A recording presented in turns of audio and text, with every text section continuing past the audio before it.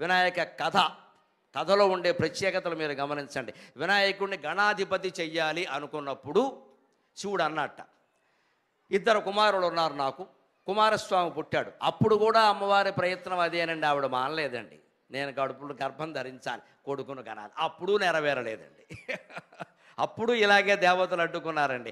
ఆ శివ వీర్యాన్ని అగ్నిదేవుడు పట్టుకెళ్ళిపోయాడు. అగ్నిదేవుడు భరించలేక గంగానదిలో వదిలేశాడు. గంగానది భరించలేక రెల్లుగడ్డి, నది పక్కన పేరుకొని ఉంటుంది రెల్లుగడ్డి, శరవణ స్తంభం అంటారు, అక్కడ వదిలేసింది. ఆ రెల్లుగడ్డిలోంచి కుమారస్వామి పుట్టాడు. అందుకే శరవణ భవ అంటే కుమారస్వామి. ఇప్పటికే తమిళనాడు వాళ్ళు దేశమంతా ప్రపంచమంతా హోటల్స్ పెట్టారు శరవణ భవ అని, దాని అర్థం అది.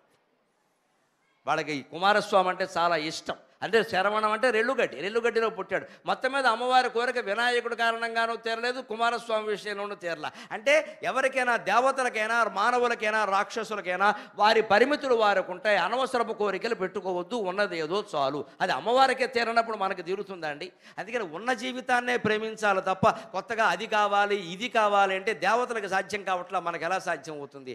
ఆనందంగా ఉండాలి అంటే కోరికల్ని తగ్గించుకోవాలి తప్ప కోరికల్ని పెంచుకుంటూ వెళ్ళి అవన్నీ వినాయకుడి దగ్గర చెబితే ఆయన అంటాడు, నాకు సాధ్యం కాలా, మా అమ్మకు సాధ్యం కాలా, నీకెలా అవుతుందిరా అజ్ఞానం. కానీ ఉన్న శిరస్సుతో నేను బతకడం లేదా, ఇంత స్థూలకాయ ఉన్నా నేను బతకడం లేదా, వెనక తప్పితే ఏమీ లేదు, నేను బతకడం లేదా, ఎక్కడికైనా వెళ్ళాలి అంటే.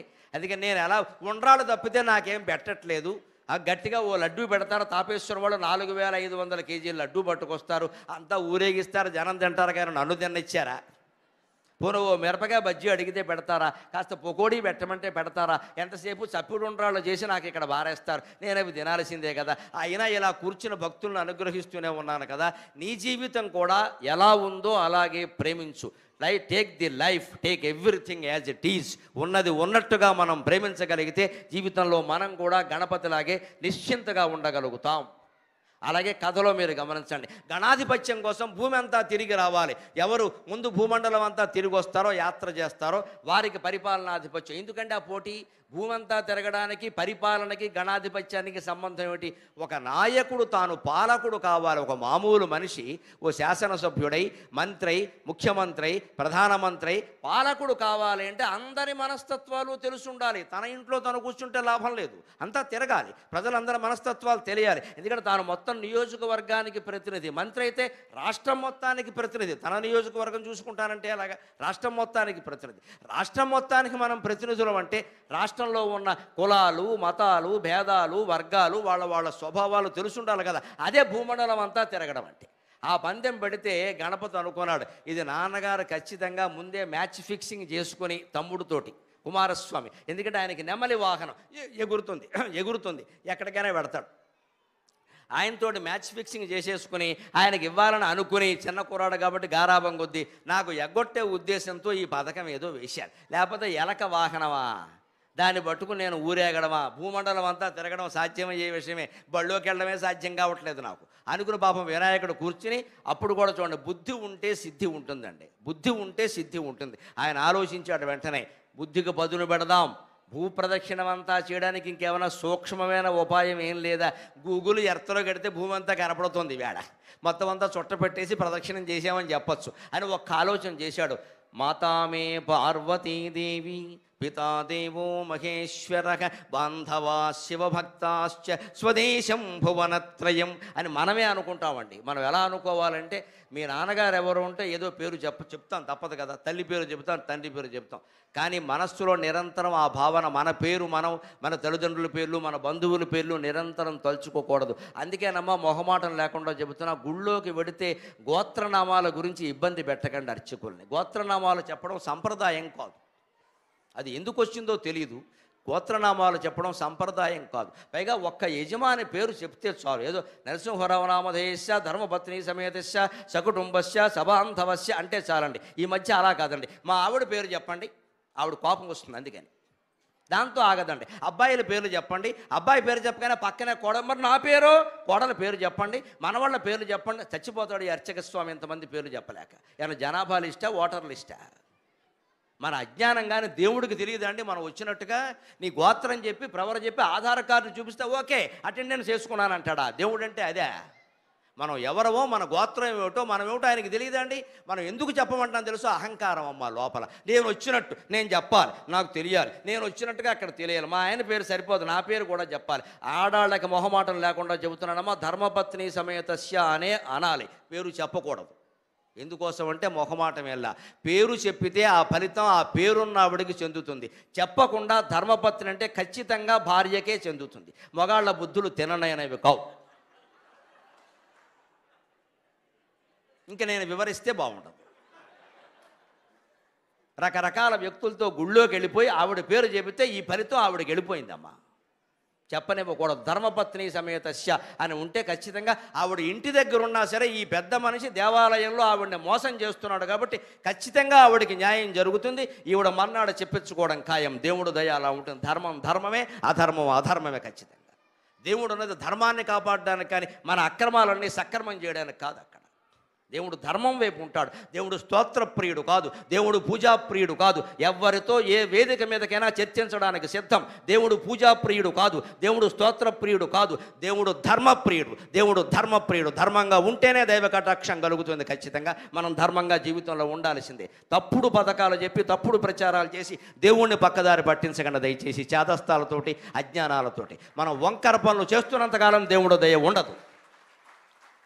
ప్రతి రూపాయి మనం ఎలా సంపాదిస్తున్నామో ఆలోచించుకుని తీరవలసిందే. లక్ష్మీదేవి పాలసముద్రంలో పుట్టిందండి. లక్ష్మీం క్షీరసముద్రరాజతనయాం.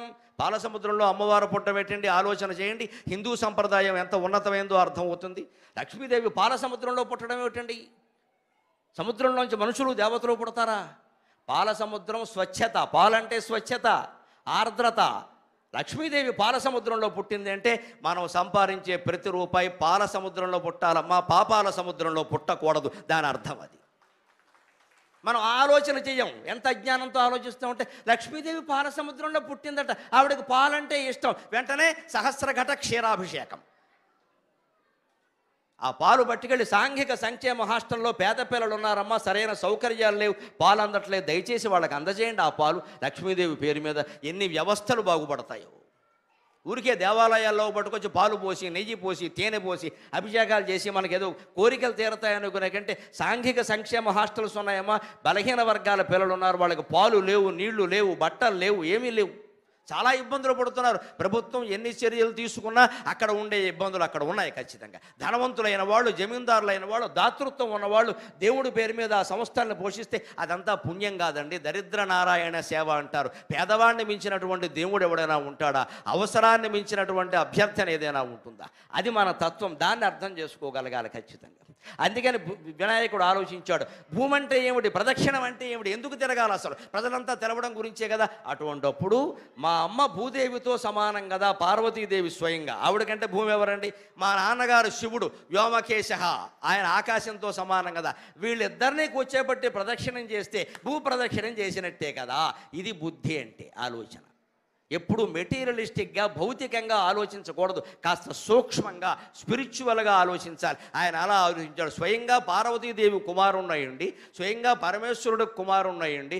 భూమిలో మళ్ళీ ఆ ఊరు ఈ ఊరు తిరగడం, అక్కడేదో క్షేత్రానికి వెళ్ళడం, ఎక్కడెక్కడో తీర్థంలో మనగడం నాకేం పనండి. అందుకని మా అమ్మా నాన్న స్వయంగా దేవతలు కదా, వాళ్ళకి నమస్కారం చేస్తే నేను భూప్రదక్షిణం చేసినట్టు కదా అని అమ్మా నాన్నగారు మీరు ఒకసారి కూర్చోండి పని ఉందని భక్తిగా దండం పెడుతూ మాతా మే పార్వతీదేవి పితా దేవో మహేశ్వర బాంధవాస్యవ భక్తాశ్చ స్వదేశం భువనత్రయం అని నమస్కారం చేసి 3 సార్లు ప్రదక్షిణం చేయగానే ఆయనకి భూప్రదక్షిణ ఫలం సిద్ధించింది. వెంటనే శివుడు ప్రకటించాడు. ఎలా ప్రకటించాడో తెలుసా? అప్పుడు మళ్ళీ కుమారస్వామి రావాలిగా, ఆయన ఒప్పుకోవాలిగా. అప్పుడేం జరిగింది? వినాయకుడు ఇక్కడ ప్రదక్షిణం ముగించగానే ఆ భక్తి కారణంగా, దాని ప్రభావం కారణంగా కుమారస్వామి ఉదాహరణకి కృష్ణా పుష్కరాలకు వెళ్ళాడు అనుకుందాం. అక్కడ తీర్థంలో మునిగడానికి రేవు దిగుతున్నాడు.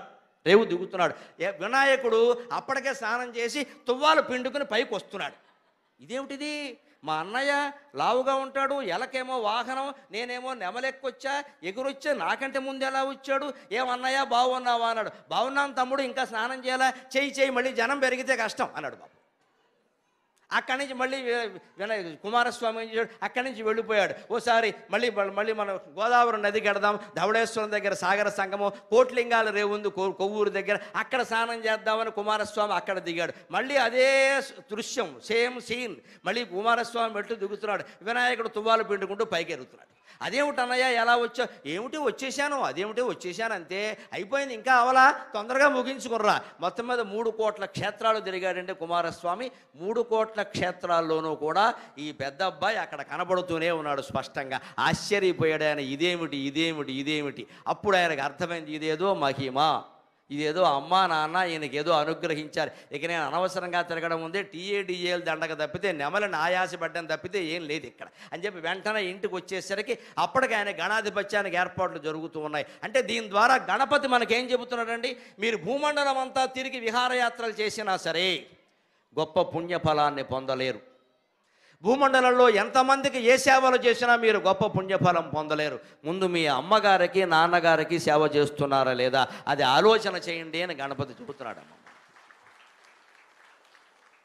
మన దేవతామూర్తులన్నీ మానవత్వ లక్షణాలను పెంపొందించడం కోసం ఏర్పాటైనాయి. అవి మహిమలు మాయలు కాదండి మాట్లాడవలసింది. అంతగా తన తల్లిదండ్రులను తాను గౌరవించి మీరందరూ మీ తల్లిదండ్రులను గౌరవించండి అని చెబుతున్నాడు. ఖచ్చితంగా ఇది మన వినాయకుడు మనకు అందిస్తున్నటువంటి లక్షణం. అలాగ మనం ఖచ్చితమైనటువంటి నిర్ణయాలు చేసుకోగలిగితే అన్ని రకాల ప్రయోజనాలు మనం పొందవచ్చు.